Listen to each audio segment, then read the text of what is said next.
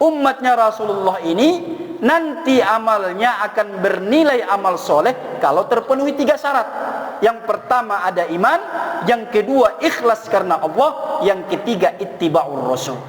Kalau 3 ini tidak ada, yang 4 tahun ini pun belum tentu menjadi amal soleh. Amal iya, tetapi tidak menjadi amal soleh. Padahal tadi syarat untuk kita tidak menjadi orang merugi adalah illalladzina amanu wa amilus solihat. Bukan hanya beramal, tetapi amal itu harus menjadi amal yang soleh.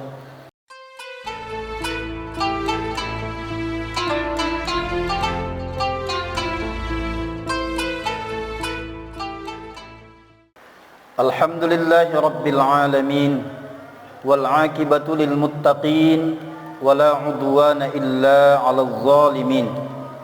Asyhadu an la ilaha illallah wahdahu la syarika lah, wa ashhadu anna Muhammadan 'abduhu wa rasuluhu la nabiyya ba'dah. Allahumma salli wa sallim wa karrim wa azzim ala sayyidina Muhammadin wa ala alihi wa ashabihi wa man tabi'ahum bi ihsanin ila yaumiddin, amma ba'du. Fa ya ayyuhal hadiruna rahimakumullah, usini nafsi wa iyyakum bittaqwallah faqad fazal muttaqun. Faqala ta'ala fi kitabihil karim, a'udzu billahi minasy syaithanir rajim. Ya ayyuhalladzina amanu taqullaha haqqa tuqatih wa la tamutunna illa wa antum muslimun. Shadaqallahul azim. Lewat mimbar yang mulia ini Al-Faqir berwasiat terkhusus bagi pribadi, umumnya kepada kita semua yang hadir di dalam kesempatan yang mulia ini, agar senantiasa dan terus menerus kita meningkatkan kualitas keimanan ketakwaan kita kepada Allah dengan menjalankan seluruh perintah-perintahnya dan menjauhi seluruh larangan-larangannya. Itulah makna takwa yang sesungguhnya di dalam Islam. Dan insya Allah hanya dengan takwa pula kita semua akan mendapatkan kemuliaan di sisi Allah Subhanahu wa taala fid dunya wal akhirah. Semoga kita yang hadir dalam kesempatan yang mulia ini, di rumah Allah ini, Allah golongkan termasuk di antara hamba-hambanya yang bertakwa. Amin ya Allah ya rabbal alamin. Hadirin jamaah salat Jumat yang insyaallah mudah-mudahan semuanya dimuliakan Allah Subhanahu wa taala. Pada hari ini Sayyidul Ayyam, penghulu dari segala hari, sambil duduk bersila kita merenung, i'tikaf, berzikir sambil mengkoneksikan hati kita kepada Allah Subhanahu wa taala atas segala nikmat yang Allah berikan kepada kita. Terutama pada hari ini kita sudah berada hampir di penghujung tahun, yang tentu setahun ini tidak terhitung berapa nikmat yang Allah berikan kepada kita. Dan insya Allah bila Allah berkehendak, beberapa hari ke depan, beberapa pekan ke depan, kita pun akan memasuki tahun yang baru. Maka oleh karena itu hadirin yang mudah-mudahan semuanya dimuliakan Allah Subhanahu wa taala, Al-Faqir ingin mengajak kita semua merenungkan satu ayat atau satu surah dalam Al-Quran, yang mana surah Al-Quran ini sangat masyhur, di mana Allah Subhanahu wa taala berfirman, a'udzu billahi minasy syaithanir rajim, wal 'ashr innal insana lafi khusr illa alladzina amanu wa 'amilus shalihat wa tawasaw bil haqq wa tawasaw bis sabr. Shadaqallahul azim. Ayat ini tentu begitu akrab di telinga kita, dan insya Allah mudah-mudahan ini pengingat kembali kepada kita tentang makna-makna yang terkandung di dalamnya begitu agung. Allah mengawali dengan sumpah, wal 'ashr. Maka ketika Allah mengawali dengan sumpah, itu menunjukkan betapa Allah mempergunakan waktu. Lalu Allah bersumpah, Allah ingin menjelaskan kepada kita, waktu adalah nikmat yang sangat mahal. Waktu adalah modal besar. Waktu adalah potensi yang kita miliki hari ini, yang Allah berikan, yang mesti kita manfaatkan sebaik-baiknya. Maka di sini para ulama menjelaskan wal 'ashr bukan hanya sekedar demi masa, tetapi al 'ashr di sini adalah setiap menit yang kita lalui, waktu yang kita lewati, hari yang kita jalani, musim berganti, hingga semua balutan waktu yang kita lalui, itulah yang dikatakan al-ashr.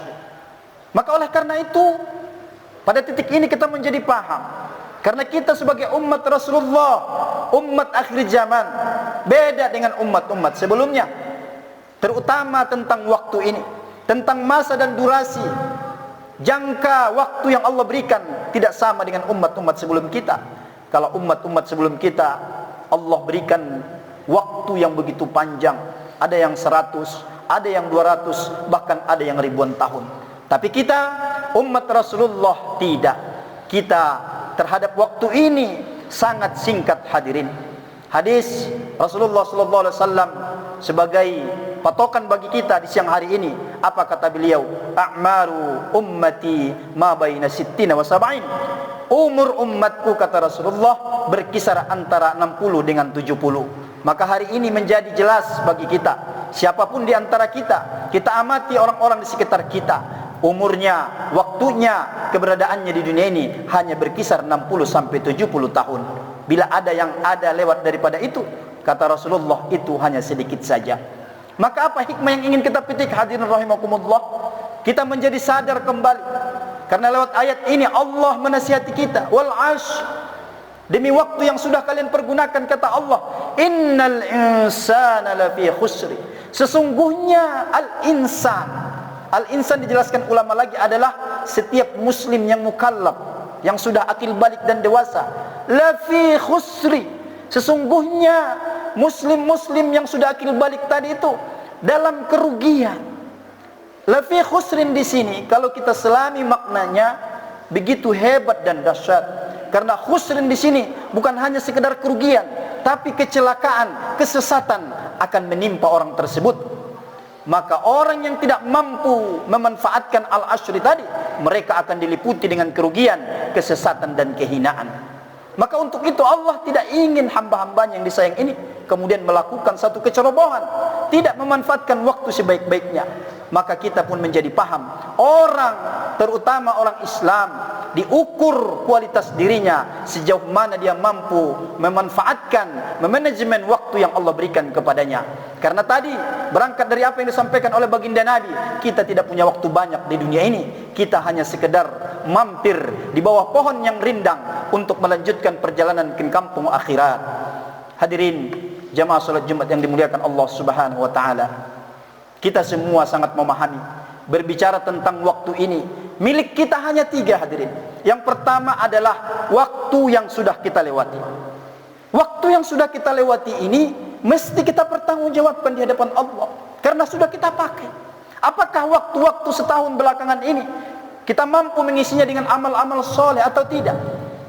Dan yang kedua, yang terpenting adalah berbicara tentang waktu yang sudah berlalu.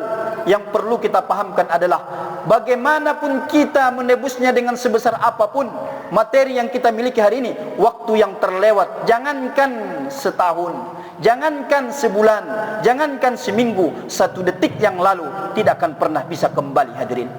Bila kita hari ini kehilangan uang, kehilangan rumah, kehilangan kendaraan, di masa-masa yang akan datang kita punya kemungkinan besar untuk bisa mendapatkan hal yang sama, bahkan bisa mengganti dengan yang lebih baik. Tapi waktu tidak. Maka oleh karena itu sekali lagi, wal ashr, Allah bersumpah dengan itu, jangan main-main dengan waktu ini. Kemudian waktu kita yang kedua adalah sekarang, hari ini. Apa yang kita jalin hari ini, inilah yang menjadi milik kita. Dan Allah akan meminta juga kembali pertanggungjawaban kepada kita.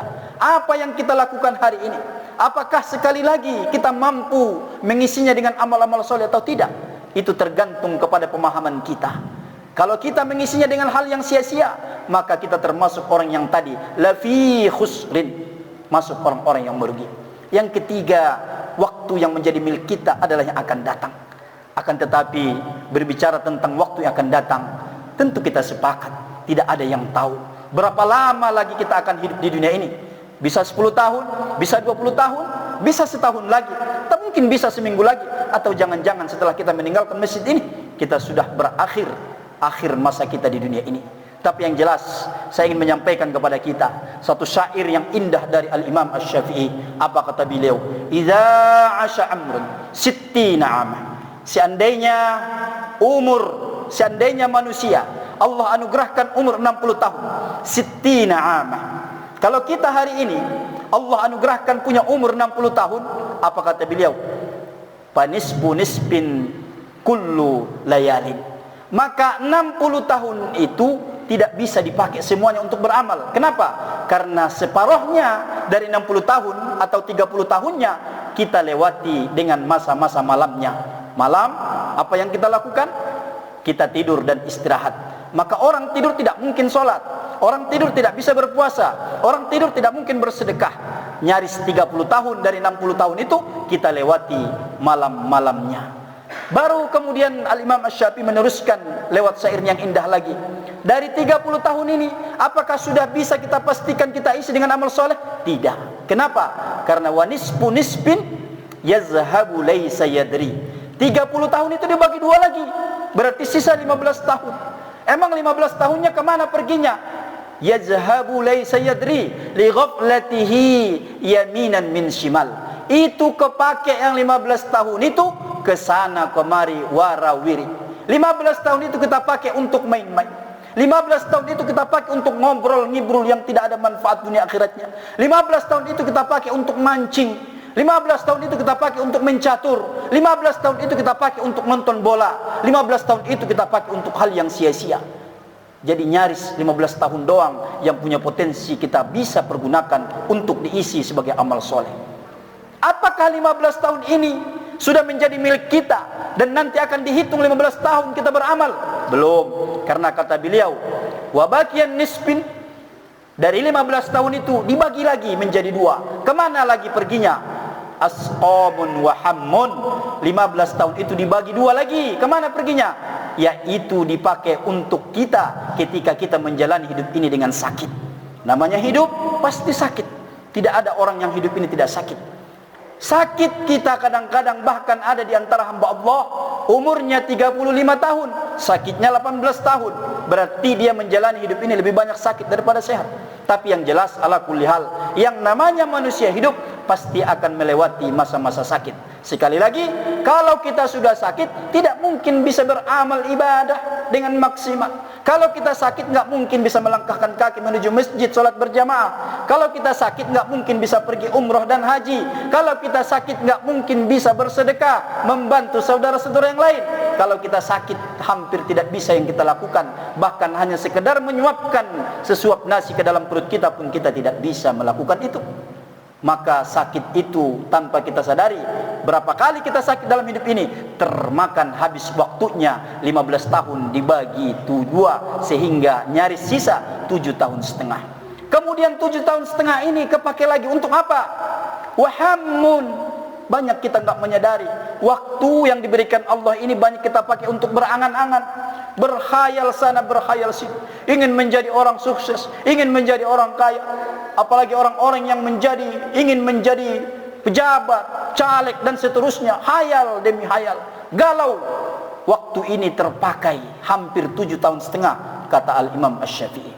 Kemudian terpakai untuk apa lagi? Wasuglum bil makasib. Apa itu wasuglum bil makasib? Ternyata waktu yang ada kepake lagi untuk mencari nafkah. Perjalanan Bogor Jakarta setiap hari, berangkat pagi pulang malam. Syukur-syukur hamba itu menyadari bahwa perjalanannya akan diliputi dengan ibadah, niat mencari nafkah karena Allah. Tetapi kalau tidak, maka perjalanan Bogor Jakarta hampir nyaris menghabiskan seharian penuh. Lalu di mana lagi nilai amal solehnya?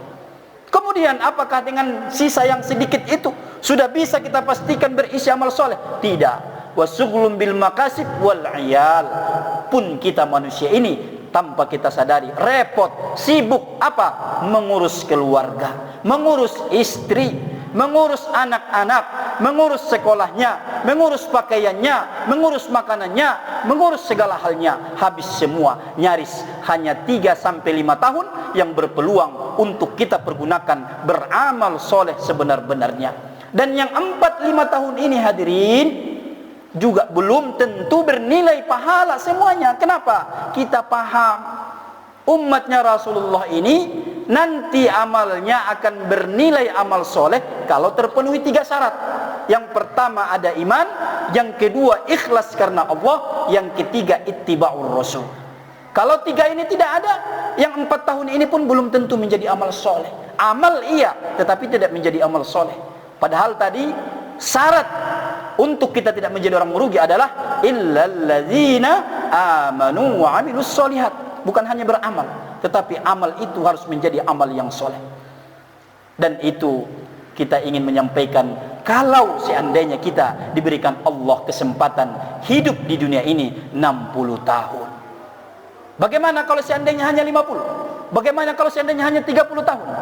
Kembali kepada kita masing-masing menghitungnya. Tapi yang jelas, hari-hari yang akan datang yang kita songsong, bila Allah mengizinkan kita hidup di dunia ini, maka jangan pernah main-main dengan Al-Arsh. Kalau kita main-main dengan Al-Arsh, maka kita pasti tenggelam dalam kerugian, tenggelam dalam kesesatan, tenggelam dalam kehinaan. Maka sebaliknya, mafhum mukhalafahnya, kalau kita menjadi umat Rasulullah, tidak mau termasuk di antara orang-orang yang tenggelam dalam kerugian, apa yang harus kita lakukan? Mulai hari ini, semenjak meninggalkan masjid ini, kita mesti tukar progres yang nyata. Semua apa yang kita lakukan mesti membuahkan amal-amal soleh, sehingga pada akhirnya sisa umur yang ada ini, mudah-mudahan kita berharap Allah nilai, Allah hitung sebagai tambahan amal kita, hingga pada akhirnya kita nanti semua, ketika batas akhir kita di dunia ini sampai pada azal, kita Allah takdirkan berakhir dalam keadaan husnul khatimah. Ini yang dapat Al-Fakir sampaikan sebagai bahan renungan untuk menapaki hari-hari ke depan, agar kita semua, khususnya yang mendengarkan nasihat ini, tidak termasuk orang-orang yang merugi. Barakallahu li wa lakum fil Qur'anil azim, wa nafa'ani wa iyyakum bima fihi minal ayati wal dzikril hakim. Taqabbal minni wa minkum tilawatahu innahu was-samiul alim.